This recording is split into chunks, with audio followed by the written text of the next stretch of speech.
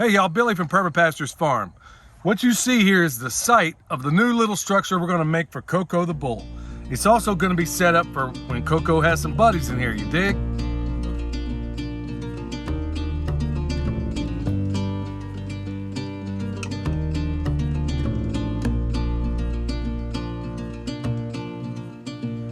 The way the situation works it right now is he's up in the barn, the little barn we have up the hill, and then basically we walk him out to the pasture where he's going to graze for the day, and then at the end of the day we bring him right back. Well, that ain't cool because the real estate where that barn is has to go away. We got to demolish that old barn so we can build the earthship that's going to go there in the future. That, you know, that's the nature of what it is. Look, y'all, when you live in terrain like this, and I know it's hard for you to get a two-dimensional view of it, you just can't put anything everywhere you want it. Where you do have a little bit of a flat ground, a flat surface, you have to own that real estate, and then later, maybe later on, take a little bit more.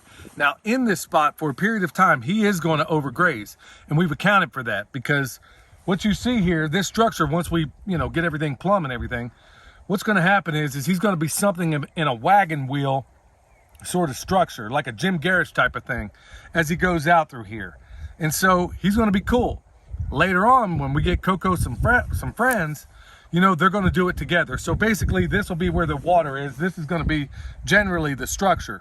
And then the water is we're going to gravity feed. It's going to go out the back. I have a DC pump. It'll take care of the greenhouse. It'll also take care of the water for the bull and the steers that we'll get here in a little while. Now, here's the rub. No craftsperson I know of likes redoing anything, even if it's their own fault. They can't stand doing it. Well, that's the problem we have here, because ultimately where we are standing will be a pretty good sized barn in the future. We're just not ready for it right now. So what we need is a holding pen, a way for Coco to responsibly graze along with his pals and not play any areas out. That's what we need. Also, inclement weather, if it's real nasty. We don't need a big structure, just something for them to come in here, hey, chill for a little while, and then later on, when we let them out in that little pie, it'll be more like a pie plate. Imagine a pie plate. That's exactly where they'll go out for a while anyway.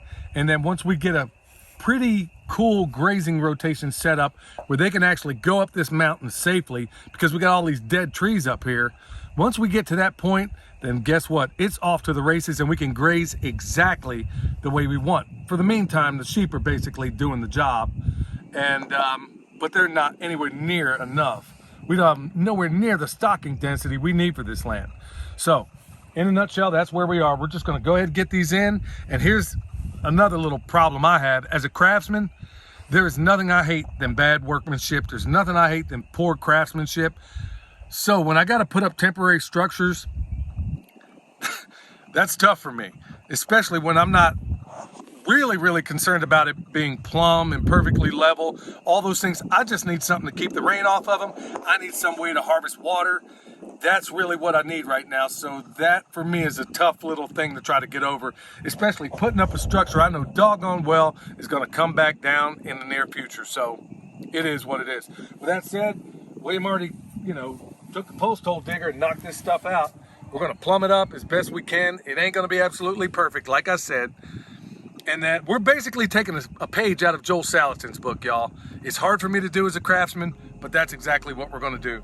We're going to take some of that old barn wood, we're going to repurpose it down here, and then it's off to the races.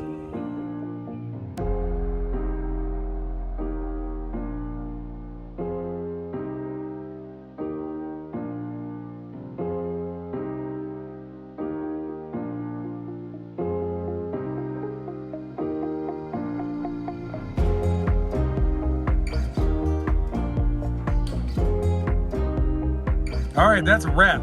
Well, at least this part of it. I mean, does it look pretty? Absolutely not. This is all that spent barn wood that was up there. Well, now it's being repurposed. We can't really use it for what we need to use it for. So right now, you look, with lumber prices what they are, look, I ain't about to buy anything I don't have to. So all we're gonna do now is take these 2x6s. I did, we got a couple of them sitting in the house and stuff. We're gonna basically make it something of a lean-to here. And we'll take some of the metal roofing off the barn and then put that over here. Everything's going to be repurposed, and then right where I'm standing, you're going to have about an 8-foot door, let them in and out.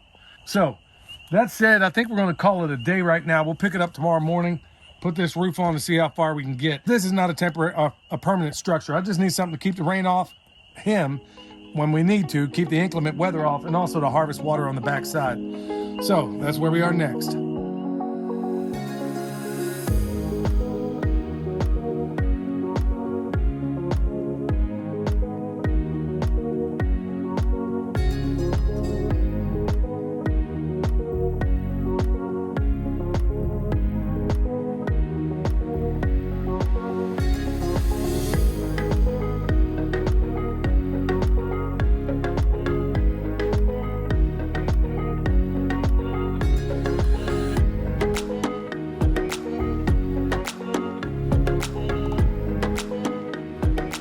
Well, just give me a cigarette and a cowboy hat and I'd look like the Marlboro Man. At this point, yeah, and Michelle's over there thinking that's the funniest thing she ever heard. It ain't that funny, honey. Really, the funny part is the fact that you're posing for this. That's what's... Well, I'd rather look like the Marlboro Man than, you know, the Planters peanut guy. What, to sit there and put a monocle in and a top hat and a cane? Anyway, yeah, I guess I would look like a permaculture pimp daddy. Anyway, this thing, this monstrosity, whatever you want to call it, it's near complete. All I got to do now is put a door on the front, a gate rather, and we're going to recycle that. So we're going to recycle the gate. It'll hinge here, open up, and then we're going to have some options in here. And then Coco, who's behind me, he is going to think he is in Dexter heaven, because this is going to be a pretty cool place for him. It's away from where we need him to be away, and it's all done. But the point is, y'all, look, I know I'm laughing, and it's a little bit embarrassing for me to sit here and put up something like this. But at the end of the day, you got to use what you got to use. And I know this is all temporary. We ain't paying for nothing, so why not just repurpose it if I know it's going to go away in the future anyway? So that's really the point there. So, you know, and this is also another thing in here I want to point out. So why did I even consider putting up a structure like this? Well, you could thank Joel Salatin for that, because at the end of the day, I had to put away, I guess you could even call it foolish pride to a certain extent, to just put up a structure, because at the end of the day, the cow, bull, sheep, whatever, they don't really care what you put them under. If it leaks a tiny bit, are they going to trip? No, not anyway. But it's also something else I want to point out. The other day we were talking about permaculture, which in some capacity or another we always do on this channel. But this goes back to permaculture itself, which is basically a toolbox, a list of things you can use to solve your problems.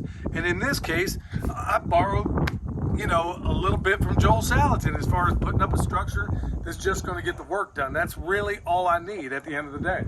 So anyway, folks, if you need bone sauce, if you need comfrey, if you need consultations, you need any of that stuff, feel free to check us out at the website. If you need, hey, if you want to check out the world's coolest chicken processing video, look down below in that description box. Also, EMP shield and some other things you might find interesting. Till next time, this is Billy from Perma Pastures Farm, where permaculture is my passion.